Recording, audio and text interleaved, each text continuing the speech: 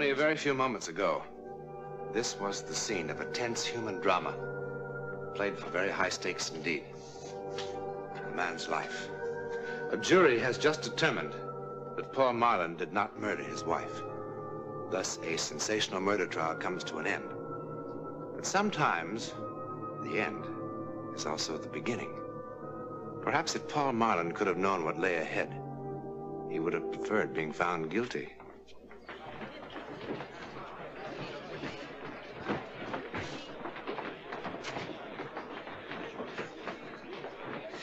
Well, you just going to sit there all day? What? Hasn't it gotten through to you yet? It's all over, Paul. You're a free man. Yes, I know.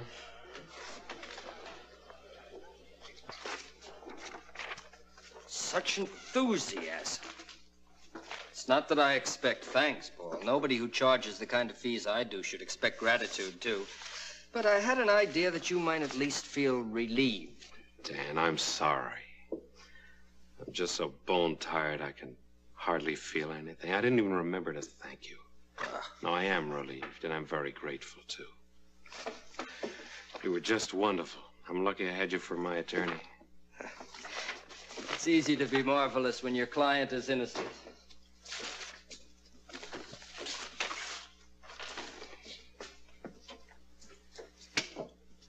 You're still thinking about Julie, huh? I am. I don't know if I'll ever really stop. I only knew who did it or why. What are you going to do with yourself, Paul? Oh, I don't know. Start trying to pick up the pieces, I guess. You could do with a change of scene. Yes, I suppose so.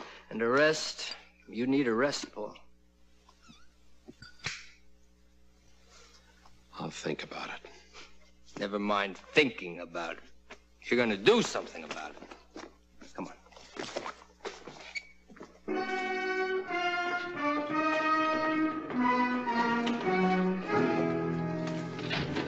Hey, Marlin. My paper would like to know how you feel about being let off. Being let off? Okay. Being found not guilty. Pretty silly question, isn't it? How do you think he feels? Why don't you let your client answer, Counselor? Well, you've gone so far out of your way to twist and distort everything I've said since my wife's death, I see no point in even trying. How about you, Counselor? Do you want me to print no comment also? Or do you have anything to say about the very peculiar shortage of prosecution evidence and witnesses? Not even the district attorney can produce what doesn't exist, Ferris. Is that why the murdered woman's family wasn't even called to testify? Or did you and the DA decide they didn't belong at your private little trial? Now look, Ferris. You know perfectly well I tried to reach a brother in New Zealand. Sure you did. Tried real hard. Yes, we did, but communications to the backcountry of New Zealand are practically non-existent. Uh-huh. Besides, it wouldn't have possibly contributed anything relevant. And you know that, of course, without even asking him.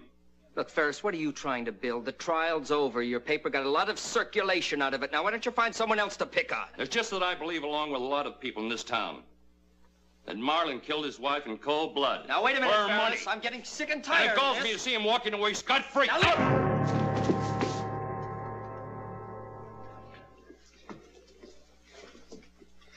Thanks. I've got my headline.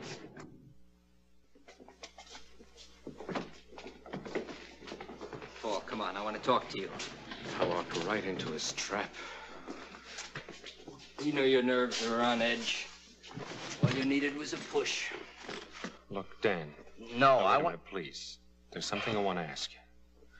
Now, the things he said about the trial, about the way it was handled. No. Now, you didn't... Paul, it's just as I told you.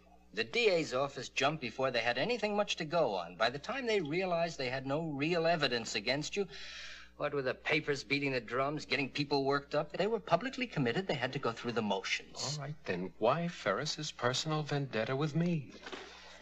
Now, he can't possibly believe that I killed Julie, can he? Oh, I doubt if he even cares, one way or the other.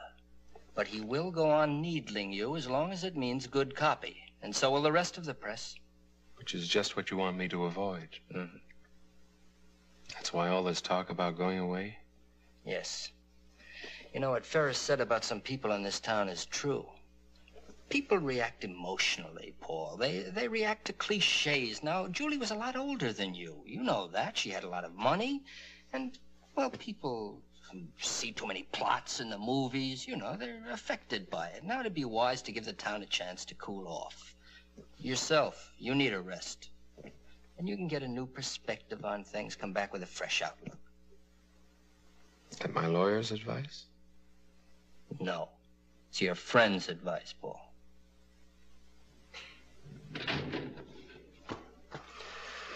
Okay, Dan.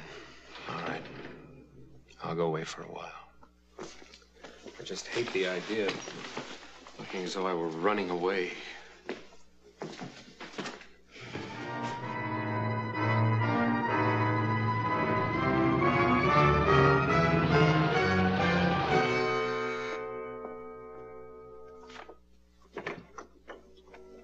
Miss Wyckoff? Yes. Hello. I'm Paul Marlin. I recognize you, Mr. Marlin. The hotel phoned. All I have left is a third-floor rear. I'm sure that'll be quite fine, thank you. Well, it'll have to be. This is our season. Yes, so I understand. I'm sure you'll be quite comfortable. Guess I'm lucky to get anything at all.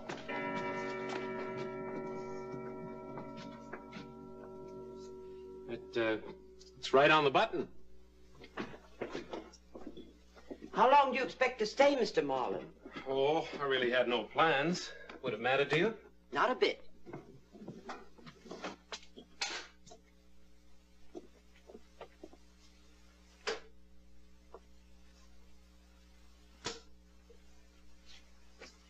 Well? Oh, yes, this'll be fine. Thank you very much. That'll be $6 a night. Oh. When you leave, I'll have the trunks moved tomorrow. Well, they're no trouble.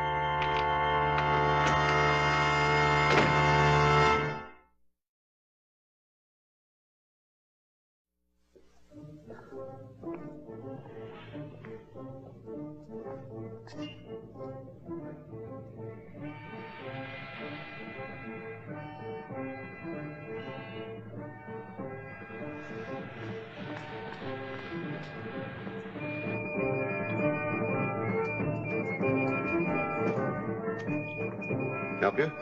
Urban. Any particular? No, anything.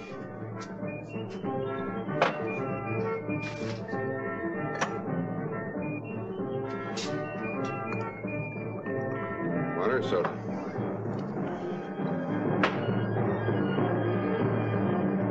Another, please, a double.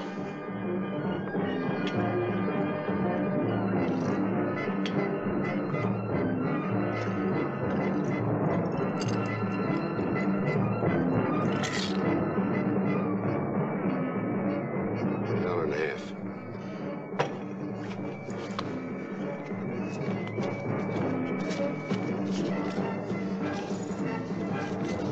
Keep it.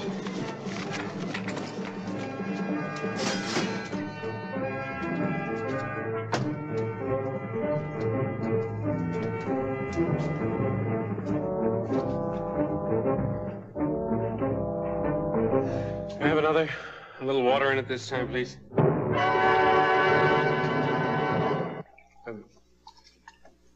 Bartender, tell me something. What do you think? What's your name? Joe. Tell me something. What do you think of people who see things that aren't there, and hear things? They've had too much to drink. No, I mean, before they had too much, before they've had even one drop. Too much imagination, I guess. That's it. Too much imagination. Too much imagination is a dangerous thing, you know? Like the man said. Now, that's a good mirror. That is a mirror that I approve of. Friendly, you know? You look at it, looks back at you. No tricks, just what's there. You know, Joe, I've got a mirror in my room. Very tricky mirror. Everything, the whole place is tricky. You can't trust it. I mean, sounds and things that aren't even there. The clock striking the wrong time. Dogs howling like they're supposed to do when somebody dies. Thunder, wind, and lightning after. And you know there was no thunder or lightning tonight. Man came in with a German Luger pistol, and he shot me. Sure. And I didn't even know him. I never saw him before in my life. And I was wide awake. I mean, it's not like a dream. I was wide awake.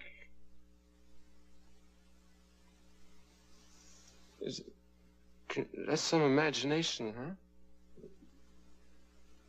It's like I'm an inventor. I invented a person. I mean, this man didn't...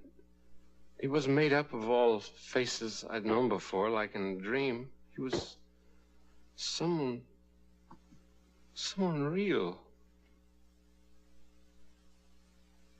Tall, about my height. May I have some change, please? Scotch and water, please. No ice.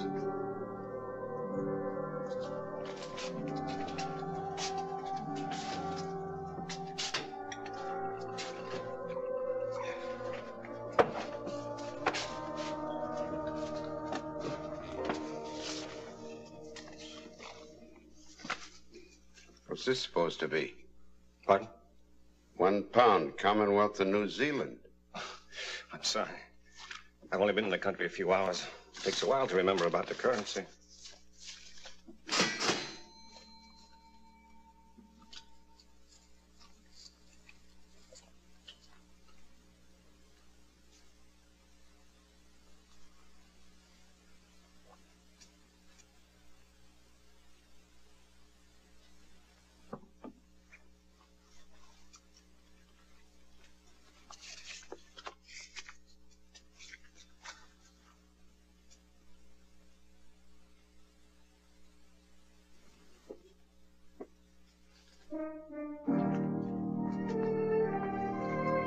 I beg your pardon, but...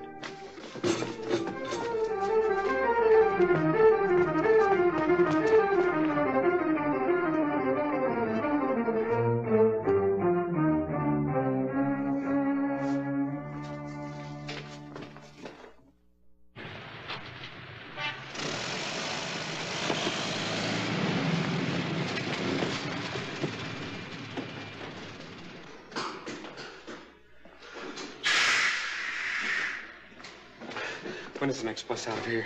Where? Anywhere. Well, there's one at 2:05 to San Francisco. Or San Francisco.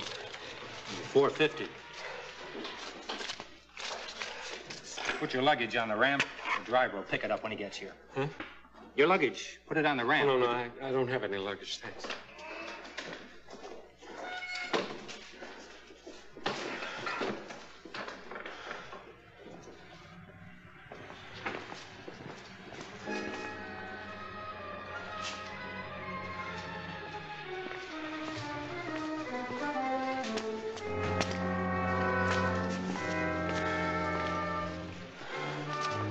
Paul? What do you want? I'm Roger Wiley. Roger Wiley, you are Paul Marlin, aren't you?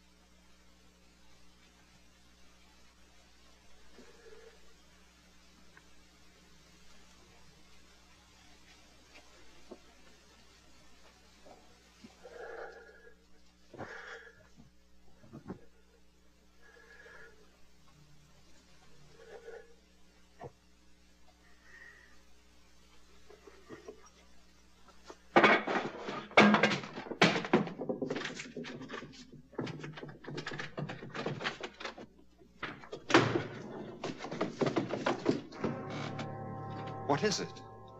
Why'd you keep running? I told you I'm Roger Wiley, Julie's brother.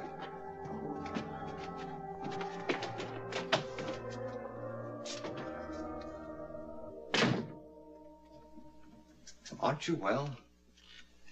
Shall I call a doctor?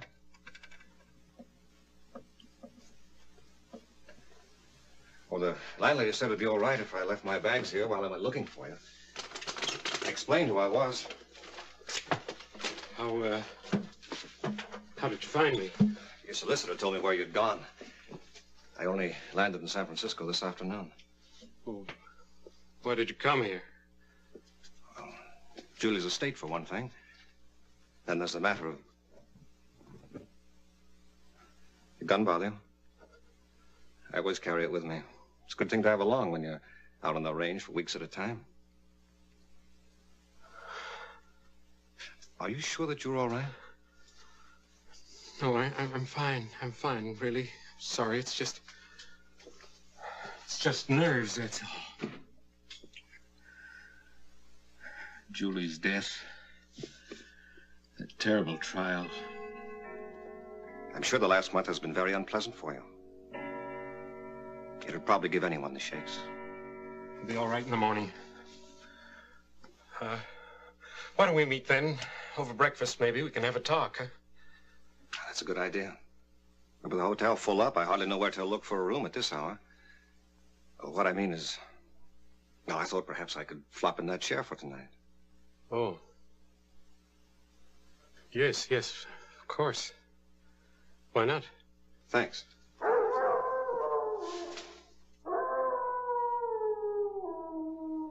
You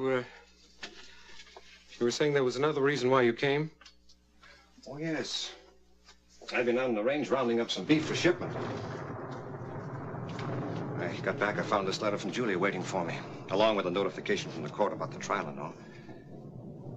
Julia wrote this the day before she was killed.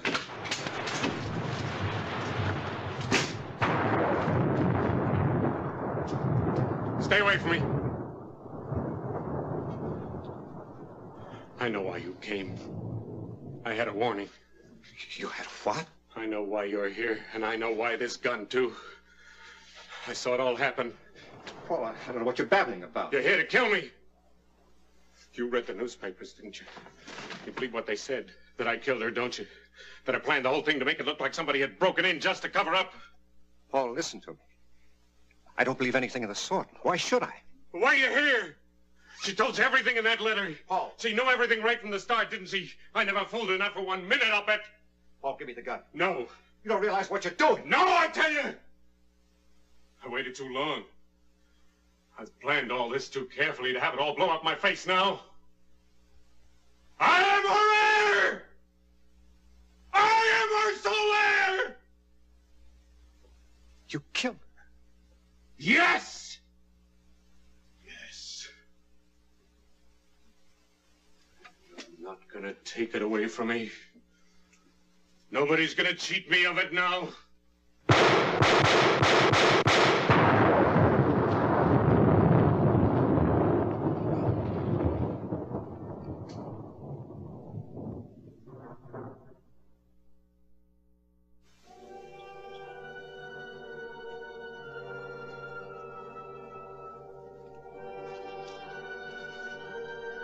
Dearest Roger, I only hope and pray you will believe that the last 6 months have been the happiest of my life.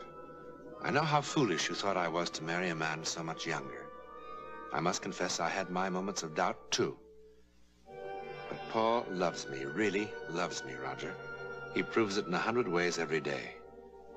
I've never felt so alive, so wanted. Enough of this, dear brother. I want very much to give Paul something in return for all he's given me. I've decided to immediately transfer all my holdings, real estate, stocks, everything, to his name. And I want it to be a surprise. Naturally, there'll be some complications with those things you and I own together. And as it has been so long since we've seen each other, couldn't you find the time to come to San Francisco? It would be wonderful if you could. Besides, it's high time the two men in my life met and became friends. Julie. Paul Marlin went to the gas chamber insisting that he was the victim of an hallucination that drove him to murder. The only witness he had to support his plea was the bartender. But then bartenders hear so many strange things, don't they? Probably it was Paul's guilty conscience that somehow created the sights and sounds of his own destruction. His conscience was his executioner. In a moment, a program word about next week. If ever there was a place where the ability to see into the future would come in handy, that place would be a racetrack. But ace jockey Ronnie Watson's brush with the supernatural has become one of the great legends of American racing. See for yourself next week.